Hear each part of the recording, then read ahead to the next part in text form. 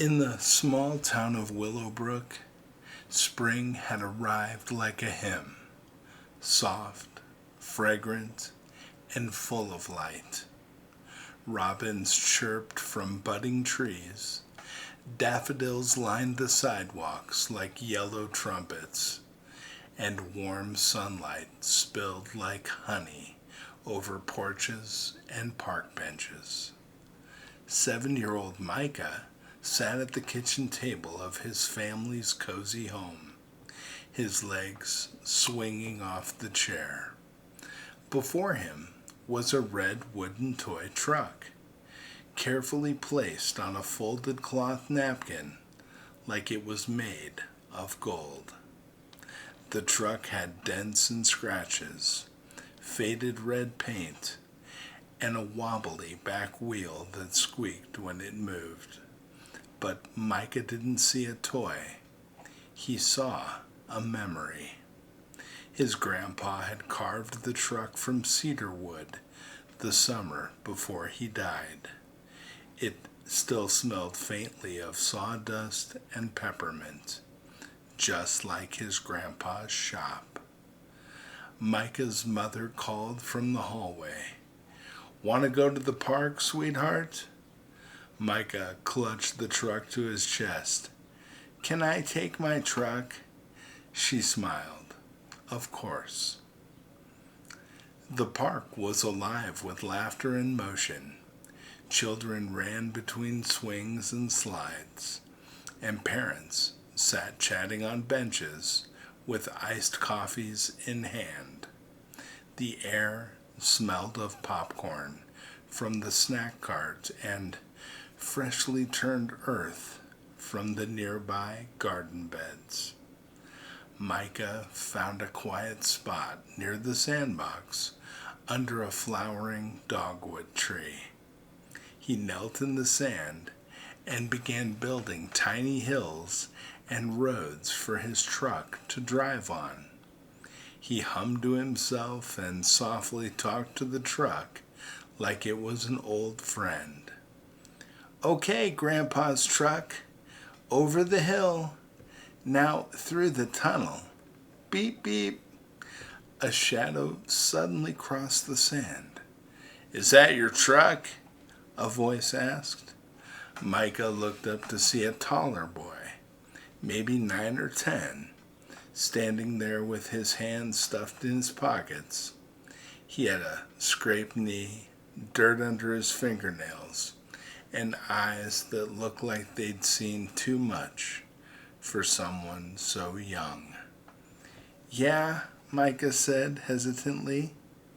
The boy crouched down. "Looks busted." Micah's brows knitted. "It's not busted. My grandpa made it for me before he went to heaven." The boy scoffed. "Looks like junk." Before Micah could say another word, the boy snatched the truck from his hands and stood. "Don't!" Micah shouted, but it was too late. The boy hurled the truck high, spinning, a flash of red, and it hit the ground with a loud crack. Micah ran to it, breath shallow, heart pounding. The back half had snapped. A wheel lay several feet away. A piece of wood was chipped completely off. It looked destroyed. Micah's mom came running. Her face shifted from joy to shock. She crouched beside him, wrapping him in her arms as his small frame trembled with silent sobs. His fists gripped the broken pieces so tightly his knuckles turned white.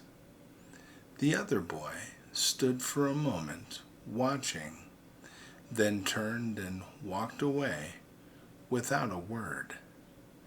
They walked home in silence. Micah's mother offered ice cream. He shook his head. She offered a movie. He didn't respond. That night, Micah sat on the edge of his bed in striped pajamas, the broken truck on his lap. The crack down its center seemed to echo the one in his chest. Why would God let him break it? Micah asked in a whisper. His mother, sitting beside him, brushed his curls gently. I don't know, sweetheart, she said, but I know this. Sometimes God lets things break so we can learn how to heal. Micah frowned. But I don't want to heal. I just wanted to go back to how it was. She nodded slowly. I know, but do you remember what Jesus said when the people hurt him? When they mocked him? When they nailed him to the cross? Micah's voice was barely audible. He said, Father, forgive them. That's right, she whispered. Even when it hurt, he forgave, and he gave us that same power inside of us. She reached into her sewing basket and pulled out a tiny bottle of wood glue and a paintbrush. It won't look the same, but maybe it'll be even more beautiful. The next afternoon, under the same flowering tree, Micah returned to the park. The boy who broke the truck was there again, alone this time, dragging his foot in the dirt, avoiding everyone. Micah walked up, holding something behind his back. The boy tensed, expecting anger. But instead, Micah sat down beside him and pulled out the truck. It had tape on the bottom, a mismatched wheel, a little dab of glue that dried cloudy, but it held together. Micah turned to him. I fixed it, kind of. The boy stared. I'm sorry, he muttered.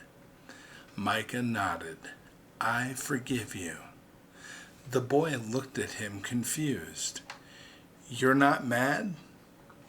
I was, but then I remembered. Jesus forgave people even when they didn't say sorry. The boy looked down, then back up. Can I try driving it? Micah smiled. Sure. And just like that, two boys who were once strangers sat side by side, playing with a cracked red truck under a dogwood tree. You know, sometimes the most powerful sermons don't come from pulpits, but from playgrounds. And the greatest acts of faith come not from grand gestures, but from a small child choosing to forgive. You know, broken things can still carry beauty. Hurt can still birth healing. And forgiveness, especially when it's undeserved, is where the light of Jesus shines brightest. God bless you, my friends.